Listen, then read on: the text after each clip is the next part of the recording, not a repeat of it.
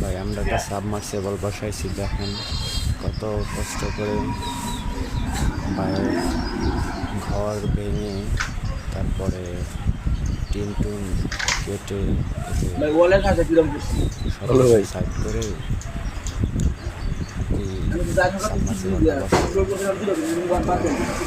Boarding করা শেষ।